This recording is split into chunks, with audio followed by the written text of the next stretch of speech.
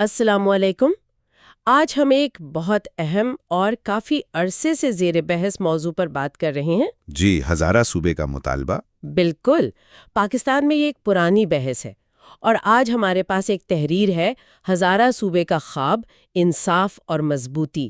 ہم اسی کے اقتباسات کی روشنی میں اس سارے معاملے کو سمجھنے کی کوشش کریں گے۔ جی ہاں، کوشش کریں گے کہ اس تحریر میں جو دلائل ہیں، جو تاریخ بتائی گئی ہے اور جو آپ کہہ لیں جذبات جڑے ہیں، ان پر بات چیت ہو۔ ٹھیک ہے، تو شروع کرتے ہیں تھوڑا سا پس منظر۔ ہزارہ ڈویژن، جیسا کہ تحریر میں بتایا گیا ہے، کوئی چھوٹا علاقہ نہیں، 6 ملین سے زیادہ لوگ رہتے ہیں وہاں۔ جی، 6 ملین یعنی 60 لاکھ سے زیادہ آبادی۔ اور جغرافیائی طور پر بھی کافی اہم جگہ پر ہے۔ جی، ایک طرف پنجاب، پھر گلگت بلتستان، آزاد کشمیر اور خیبر پختونخوا۔ بالکل، ایک سنگم ہے، ایک نیکسس ہے۔ تحریر اس سے قدرتی مرکز کہتی ہے۔ ہاں، قدرتی مرکز، لیکن ساتھ ہی یہ بھی کہا گیا ہے کہ اس اہمیت کے باوجود اسے اکثر وہ نظر انداز کیا جاتا رہا ہے۔ اور یہی نظر اندازی کا احساس جو ہے وہ اس تحریر کی آپ کہہ لیں مرکزی دلیل کی بنیاد ہے۔ اچھا، وہ کیسے؟ دیکھیں، بنیادی نقطہ یہ پیش کیا گیا ہے کہ جب صوبے بہت بڑے ہو جاتے ہیں نا، تو جو دارالحکومت سے دور علاقے ہوتے ہیں جی، وہ اکثر پیچھے رہ جاتے ہیں۔ بنیادی ضروریات جیسے صحت ہے، تعلیم ہے، سڑکیں ہیں، یہاں تک کہ انصاف تک رسائی، ان سب میں کمی محسوس ہوتی ہے۔ تو دلیل یہ ہے کہ چھوٹے صوبے بہتر ہوتے ہیں انتظامی طور پر؟ ہاں، دلیل یہی دی جا رہی ہے کہ چھوٹے انتظامی یونٹس بنانے سے اصل میں حکومتی نظام بہتر ہوتا ہے۔ ریاست جو ہے وہ شہریوں کے زیادہ قریب آ جاتی ہے۔ لوگوں کی ضرورتیں بہتر طریقے سے پوری ہو سکتی ہیں، یہ مطلب ہے؟ بالکل، زیادہ مؤثر طریقے سے، یہی مرکزی خیال ہے۔ ٹھیک ہے، یہ تو ہوئی بنیادی دلیل۔ اب ذرا اس مطالبے کی تاریخ پر آتے ہیں۔ یہ کوئی آج کی بات تو نہیں ہے؟ جی نہیں، بالکل نہیں۔ تحریر کہتی ہے کہ اس کی جڑیں 1957 تک جاتی ہیں۔ یہ تو بہت پرانی بات ہوئی۔ جی، 1957 کا ذکر ہے، جس سے یہ واضح ہوتا ہے کہ یہ مطالبہ کئی نسلوں سے چلا آ رہا ہے۔ تحریر اس ابتدائی دور کی بہت زیادہ تفصیل میں تو نہیں جاتی، اچھا، لیکن سن 57 کا حوالہ دے کر یہ ضرور بتاتی ہے کہ یہ کوئی نیا شوشہ نہیں ہے۔ لیکن پھر 2010 کا ذکر بہت نمایاں ہے، وہ ایک اہم موڑ لگتا ہے۔ ہاں، 2010 واقعی ایک ٹرننگ پوائنٹ تھا۔ یہ وہ سال تھا جب صوبہ سرحد یعنی NWFP کا نام بدلا گیا۔ خیبر پختونخوا رکھا گیا۔ جی، خیبر پختونخوا۔ تحریر کے مطابق اس نام کی تبدیلی نے ہزارہ میں ایک نئی اور کافی شدید لہر پیدا کی۔ لیکن کیوں نام بدلنے سے صوبے کا مطالبہ کیوں تیز ہوا؟ تحریر یہ بتاتی ہے کہ ہزارہ کے لوگوں نے اسے اپنی شناخت کے حوالے سے ایک طرح کی وہ نظر اندازی سمجھا اچھا، کہ ان سے پوچھا نہیں گیا یا ان کی خواہشات کا خیال نہیں رکھا گیا۔ اس فیصلے نے جو پہلے سے ایک احساس محرومی تھا نا، اسے اور گہرا کر دیا۔ تو وہ ایک عوامی تحریک بن گئی۔ جی بالکل، اور تحریر میں ذکر ہے کہ بابا حیدر زمان مرحوم کی قیادت میں یہ جدوجہد زیادہ منظم ہوئی، زیادہ واضح شکل اختیار کر گئی۔ اور یہ صرف سیاسی نعروں تک نہیں رہی؟ نہیں، بدقسمتی سے نہیں، اس میں جانی نقصان بھی ہوا۔ تحریر خاص طور پر 12 اپریل 2010 کا ذکر کرتی ہے۔ ہاں، ایبٹاداد کا وہ واقعہ، کیا تفصیل ہے اس کی؟ جی، بہت افسوسناک واقعہ تھا۔ بتایا گیا ہے کہ مظاہرین پر پولیس نے فائرنگ کی اور اس میں 7 افراد شہید ہو گئے۔ 7 لوگ؟ جی، اور تحریر میں ایک بہت آپ کہیں جذباتی جملہ استعمال ہوا ہے کہ ان کا خون ہزارہ کے مطالبے کو قوم کے ضمیر میں لکھنے والی سیاہی بن گیا۔ یہ تو بہت گہری بات ہے۔ جی، یہ الفاظ بتاتے ہیں کہ یہ تحریک کتنی سنجیدہ تھی اور لوگ اس سے کتنے جذباتی طور پر وابستہ تھے۔ یہ صرف ایک سیاسی نعرہ نہیں رہا، یہ ایک ایسی خواہش بن گئی جس کے لیے لوگ جان دینے کو تیار تھے۔ تو ان قربانیوں کے بعد کیا ہوا؟ کیا معاملہ دب گیا یا نہیں؟ تحریر کہتی ہے کہ ان قربانیوں نے مطالبے کو دبایا نہیں بلکہ اور مضبوط کر دیا۔ اچھا؟ جی، اس کے بعد کے سالوں میں خیبر پختونخوا اسمبلی میں قراردادیں منظور ہوئیں، ہزارہ صوبے کے حق میں۔ صوبائی اسمبلی میں؟ جی، اور پھر 2014 اور 2020 میں یہ معاملہ قومی سطح پر بھی اٹھایا گیا، پارلیمنٹ میں بل پیش کیے گئے۔ یعنی یہ معاملہ زندہ رہا؟ بالکل، یہ سب ظاہر کرتا ہے کہ یہ کوئی وقتی ابال نہیں تھا، یہ ایک مسلسل چلنے والا مطالبہ ہے جو سیاسی حالات بدلنے کے باوجود بار بار سامنے آتا رہا ہے۔ تحریر میں تو یہاں تک لکھا ہے کہ یہ خیال کبھی مرا نہیں۔ ٹھیک ہے، تو تاریخ واضح ہے، قربانیاں بھی ہیں، جذبات بھی ہیں، لیکن اب آتے ہیں اس خدشے کی طرف جو اکثر نئے صوبوں کی بات پر سامنے آتا ہے۔ جی، قومی یکجہتی والا سوال۔ ہاں، کہ کیا ایسے مطالبات یا نئے یونٹ بنانے سے ملک کمزور ہوتا ہے؟ کیا یہ تقسیم کی طرف ایک قدم ہے؟ یہ فکر تو ظاہر ہے بہت سے لوگوں کو ہوتی ہے۔ جی بالکل، اور یہ ایک جائز سوال بھی سمجھا جاتا ہے۔ تحریر اس خدشے کو تسلیم کرتی ہے، مگر پھر اس کا جواب بھی دیتی ہے۔ کیا جواب دیتی ہے؟ وہ پھر سے وہی خیبر پختونخوا والی مثال سامنے لاتی ہے کہ جب NWFP کا نام بدلا جا رہا تھا تب بھی یہی ڈر تھا کہ قومی یکجہتی کمزور ہوگی۔ صحیح۔ لیکن تحریر سوال کرتی ہے، کیا پاکستان ٹوٹ گیا؟ جواب ہے نہیں، بلکہ دلیل یہ دی گئی ہے کہ جب آپ ایک علاقے کی دیرینہ شناخت کو تسلیم کرتے ہیں تو لوگ اصل میں زیادہ مطمئن ہوتے ہیں، وہ قومی دائرے سے زیادہ جڑا ہوا محسوس کرتے ہیں۔ یعنی شناخت کو ماننا جوڑتا ہے، توڑتا نہیں؟ تحریر کا موقف یہی ہے کہ لوگوں کی شناخت اور ان کی انتظامی ضروریات کو تسلیم کرنا انہیں قوم سے جوڑتا ہے، توڑتا نہیں۔ یہ ایک دلچسپ نکتہ ہے، لیکن کیا ہزارہ کا مطالبہ کسی خاص نسل یا زبان کی بنیاد پر ہے؟ تحریر اس بارے میں کیا کہتی ہے؟ کیونکہ اکثر نئے صوبوں کے مطالبات لسانی ہوتے ہیں۔ یہ بہت اہم بات ہے اور تحریر اس پر خاص طور پر زور دیتی ہے۔ اچھا؟ وہ واضح کرتی ہے کہ ہزارہ کا مطالبہ نسلی یا لسانی بنیادوں پر نہیں ہے۔ یہ نہیں کہا جا رہا کہ فلاں زبان بولنے والوں کا الگ صوبہ بنا دو۔ تو پھر بنیاد کیا ہے؟ بنیاد خالصتاً انتظامی ہے، ایڈمنسٹریٹو۔ مقصد ہے بہتر حکمرانی، وسائل کی منصفانہ تقسیم اور اختیارات کو نچلی سطح تک لانا، تاکہ مقامی مسائل مقامی سطح پر حل ہوں۔ جی بالکل، لوگوں کی دہلیز کے قریب۔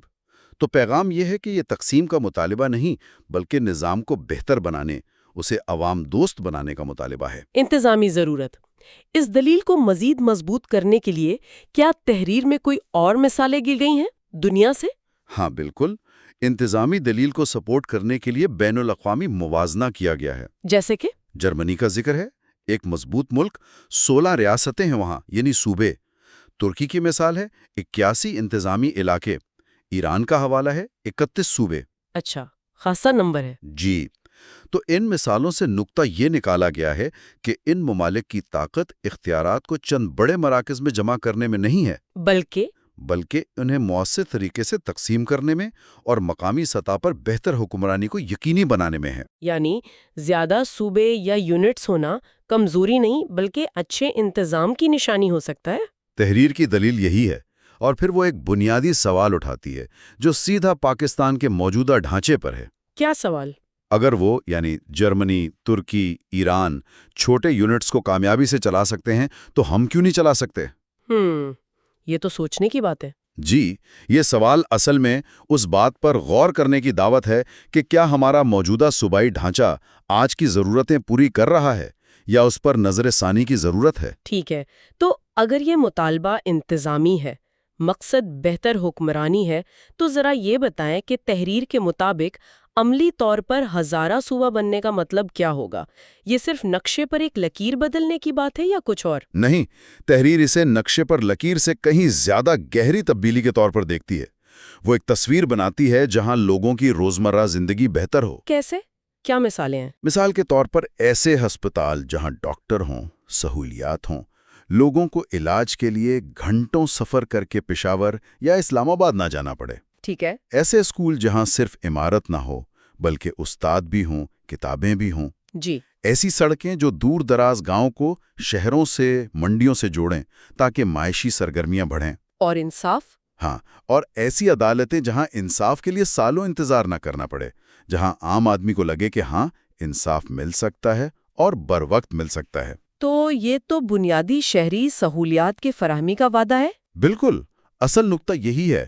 تحریر واضح کرتی ہے کہ یہ صرف جھنڈے لہرانے یا نعرے لگانے کی بات نہیں ہے، بلکہ حقیقی ٹھوس عوامی خدمت کی فراہمی ہے۔ ٹینجبل پبلک سروس ڈیلیوری، بہتر صحت، بہتر تعلیم، بہتر ٹرانسپورٹ، فوری انصاف۔ یہ وہ چیزیں ہیں جن کا تعلق براہ راست عوام سے ہے۔ جی، تحریر کے مطابق ہزارہ صوبے کا اصل وعدہ یہی ہے، لوگوں کی زندگیوں کو آسان بنانا، بہتر بنانا۔ اس کے ساتھ ایک آبادی والی دلیل کا بھی ذکر تھا، وہ کیا تھی؟ ہاں، وہ بھی انتظامی بوجھ کے حوالے سے ایک اہم دلیل ہے۔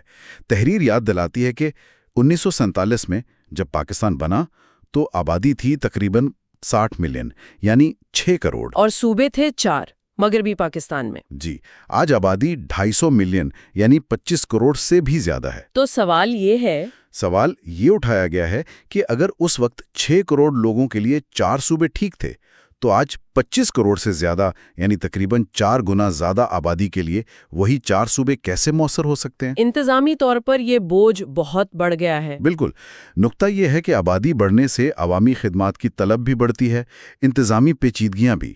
ایک بہت بڑے صوبے کے لیے جس میں کروڑوں لوگ ہوں، مختلف قسم کے علاقے ہوں، یہ بہت مشکل ہو جاتا ہے کہ وہ سب کی ضرورتیں پوری کریں۔ تو چھوٹے مینیجبل یونٹس کی ضرورت ہے؟ جی، تحریر کے مطابق آبادی کے اس ہجوم کو دیکھتے ہوئے چھوٹے، زیادہ قابل انتظام صوبے بنانا نہ صرف منطقی ہے بلکہ وقت کی ضرورت ہے۔